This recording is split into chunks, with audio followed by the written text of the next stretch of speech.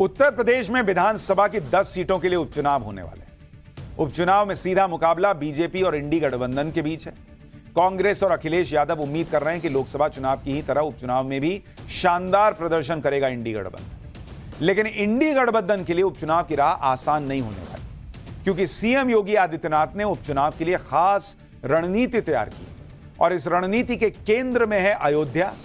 वही अयोध्या जहां लोकसभा चुनाव में बीजेपी हार गई, यह नैरेटिव चलाया गया। 10 सीटों पर होने वाले उपचुनाव में बीजेपी की जीत का रास्ता अयोध्या से निकलेगा, यह सीएम योगी मान के चल रहे हैं और सीएम योगी ने इसके लिए पूरी प्लानिंग कर ली। आप देखिए कि उपचुनाव का केंद्र अयोध्या बन चुका है। अयोध्या में लोकसभा चुनाव के बाद हालात बदले हैं। हार के बाद भी बीजेपी ने हिंदुत्व को नहीं छोड़ा। अयोध्या में विकास के काम जारी हैं। उपचुनाव में अयोध्या गैंगरेप केस का भी असर दिखेगा। अखिलेश की रणनीति बैकफायर करती दिख रही है, जिस तरह से वो डीएनए टेस्ट की बात कर रहे हैं। उपचुनाव के लिए सीएम योगी ने खुद कमान संभाली हुई और सीएम योगी ने एक प्लान भी तैयार किया है, जिससे इंडी गठबंधन के नैरेटिव को एक एक करके तोड़ा जा रहा है। लोकसभा चुनाव के बाद से ही इंडी गठबंधन हिंदुत्व को लेकर बीजेपी पर हमले कर रहा है, लेकिन फैजाबाद में हार के बाद भी बीजेपी ने हिंदुत्व का मुद्दा नहीं छोड़ा। अयोध्या का जिक्र भी बीजेपी लगातार कर रही है। आज सीएम योगी आदित्यनाथ 2 दिन के दौरे पर अचानक अयोध्या पहुंच गए।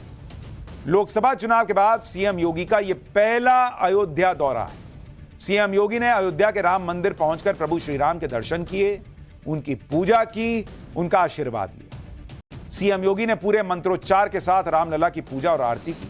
रामलला के दर्शन करने से पहले सीएम योगी ने हनुमानगढ़ी पहुंचकर राम भक्त हनुमान के दर्शन किए और आशीर्वाद लिए। यानी बीजेपी का मैसेज क्लियर है कि फैजाबाद भले बीजेपी हार गई, लेकिन बीजेपी अयोध्या को नहीं छोड़ने जा रही। सीएम योगी का अयोध्या दौरा बड़ा महत्वपूर्ण है, क्योंकि सीएम योगी ने जो उपचुनाव के लिए रणनीति बनाई है, उसमें अयोध्या की जिम्मेदारी सीएम योगी ने खुद को दी है, खुद संभाली है। दरअसल 10 सीटों की जिम्मेदारी 5 नेताओं में बांट दी गई। सीएम योगी के पास मिल्कीपुर और कटेहरी सीट की जिम्मेदारी है। उन्होंने खुद जिम्मा उठाया इन 2 सीटों को लेकर। डिप्टी सीएम केशव प्रसाद मौर्य को फूलपुर और मंझुआ दे दिया गया है कि यहां आपको जिताना है। डिप्टी सीएम ब्रिजेश पाठक को सीसामऊ और करहल दिया गया है कि बॉस यहां आपको माहौल सेट करना है। बीजेपी के प्रदेश अध्यक्ष भूपेंद्र चौधरी को कुंदरकी और मीरापुर का काम मिला है और संगठन महामंत्री धर्मपाल सिंह को गाजियाबाद और खैर विधानसभा सीट की जिम्मेदारी दी गई। यानी जिन बीजेपी के नेताओं में अंतर्कलह चल रही है, यह बात कही जा रही थी, वो सारे बीजेपी के नेता अब 2-2 सीट की जिम्मेदारी लेकर उपचुनाव में बीजेपी को जिताने के मकसद से काम में लग गए। मिल्कीपुर की जिम्मेदारी संभालने के साथ ही सीएम योगी अयोध्या पहुंच गए और वहां उपचुनाव के लिए स्थानीय नेताओं, कार्यकर्ताओं सबसे मिल रहे हैं। अयोध्या से एक रिपोर्ट देखिए, फिर आगे की बात बता दूं। लोकसभा चुनाव के नतीजों के बाद पहली बार मुख्यमंत्री योगी आदित्यनाथ अयोध्या पहुंचे हैं और इस बड़ी बात यह है कि इस अयोध्या दौरे में एक सियासी पहलू भी है। मिल्कीपुर विधानसभा जो उपचुनाव होने वाला है, उसे जीतने के लिए जो रणनीति बननी है, उस पर काम किया जाएगा। क्योंकि सीएम ने 10 जो उपचुनाव होने वाले हैं 10 सीटों पर, उसकी जिम्मेदारी खुद संभाली हुई है। दोनों डिप्टी सीएम हैं, उनको 2-2 सीटें की जिम्मेदारी दी गई है। जो प्रदेश अध्यक्ष है 2 सीट की जिम्मेदारी उनको भी दी गई है। जो संगठन महामंत्री है 2 सीट की जिम्मेदारी उनको भी दी गई है और खुद मुख्यमंत्री ने जो है वो अयोध्या की इस मिल्कीपुर विधानसभा की जिम्मेदारी संभाली है। उपचुनाव को लेकर सीएम योगी किस तरह एक्टिव हैं, आपको उसकी एक झलक दिखाता हूं। अयोध्या में रामलला के दर्शन और पूजन के फौरन बाद सीएम योगी बैठकों में व्यस्त हो गए। मतलब पहले प्रभु श्री राम का आशीर्वाद लिए, हनुमान जी का आशीर्वाद लिए और लग गए काम में। अयोध्या में अधिकारियों के साथ सीएम योगी ने कानून व्यवस्था की समीक्षा की। अयोध्या में चल रहे विकास कार्यों के बारे में जानकारी दी। अयोध्या गैंगरेप मामले को लेकर भी सीएम योगी ने अधिकारियों से चर्चा की। गैंगरेप पीड़िता के परिवार की सुरक्षा का निर्देश दिया। यानी सीएम योगी एक एक कदम पूरी प्लानिंग के साथ उठा रहे हैं और साथ ही इंडी गठबंधन के नैरेटिव को भी तोड़ते जा रहे हैं। लोकसभा चुनाव के बाद लगातार कह रहे हैं कि यूपी में सरकार और बीजेपी संगठन में बंद नहीं रही। कभी अखिलेश डिप्टी सीएम केशव प्रसाद मौर्य के साथ सीएम योगी की अनबन की बात करते हैं, कभी कुछ और कहते हैं। अखिलेश यादव को पता नहीं ये सारी जानकारी कहां से मिली, क्योंकि सीएम योगी और डिप्टी सीएम केशव प्रसाद मौर्य साथ मिलकर उपचुनाव के लिए काम करना शुरू कर चुके हैं। क्योंकि उपचुनाव के लिए सीएम योगी ने सुपर 30 नाम से टीम बनाई है और इस टीम में दोनों डिप्टी सीएम भी हैं। आप खुद देखिए कि सोमवार यानी कल टीम सुपर 30 की बैठक हुई थी।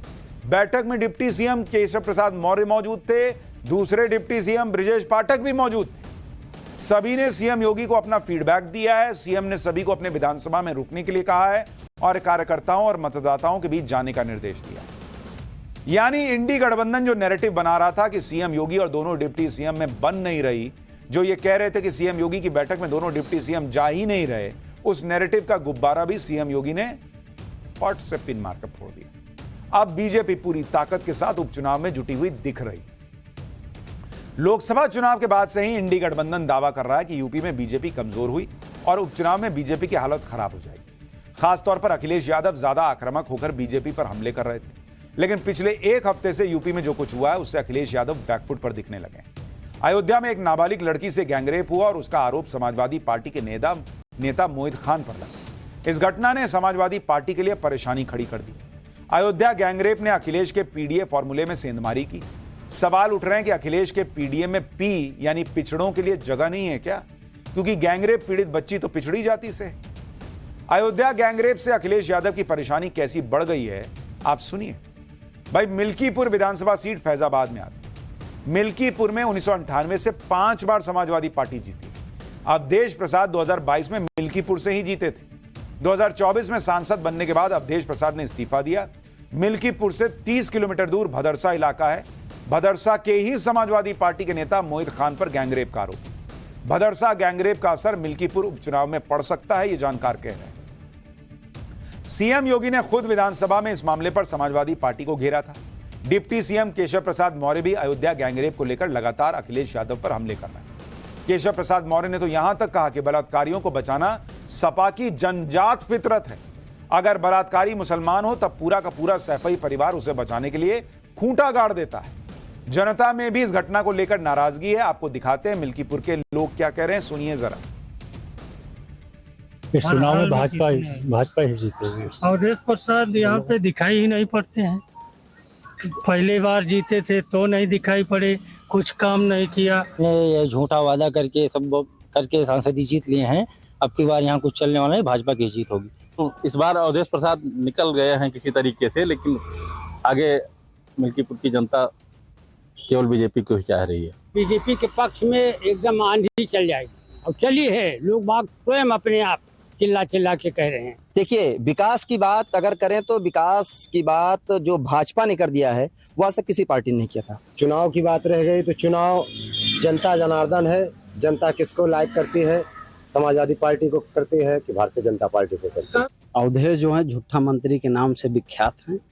उनका कोई भी काम जो है नहीं हुआ है।